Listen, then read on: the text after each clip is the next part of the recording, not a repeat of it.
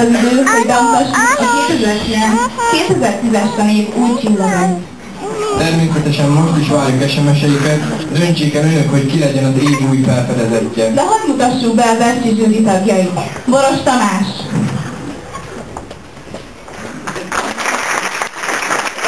Fekete Krisztina,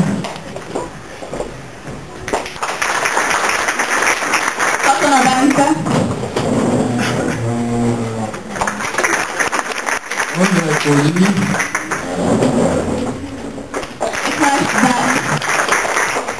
és most is szár vendégünk Gáspár Vágy.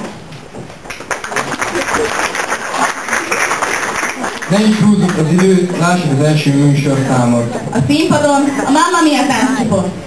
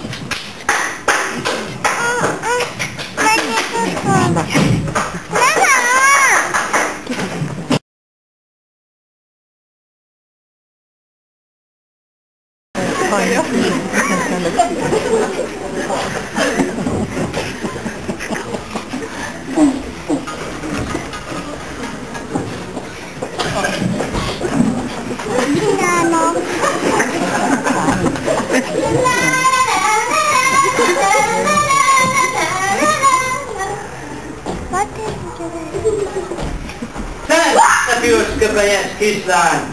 Mit viszel a kosárkát? Szia, én a Piroska vagyok. Képzeld, a Piroska és a Farkas című mesében szerepelek. Kérsz egy autogramot? Tényleg? Amúgy nem köszi. Képzeld, én is szerepelek a Piroska és a Farkas című mesében. Én vagyok a Farkas. Tényleg? Na, nekem nem most fogom, mert mennek el a nagyihoz. Mehetek veled? Na, tényleg nem bánom.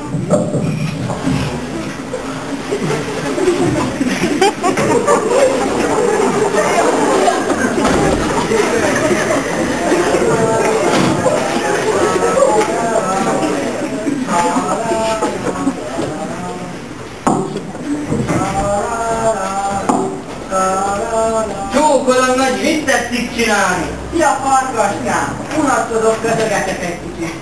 Lehavárjuk vagy? Nincs kedved egyet pókered?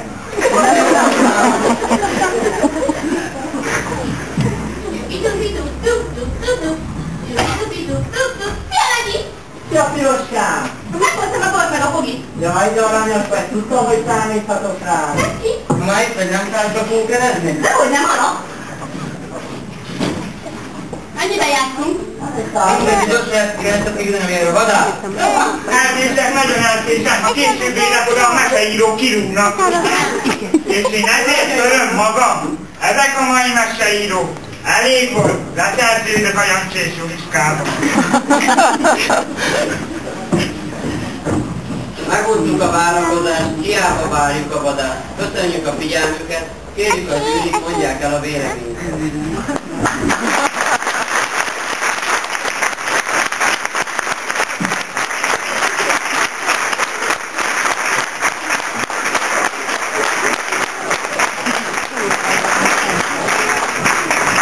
Ahogy a fák, én is kíváncsian várom az új zsűri véleményét.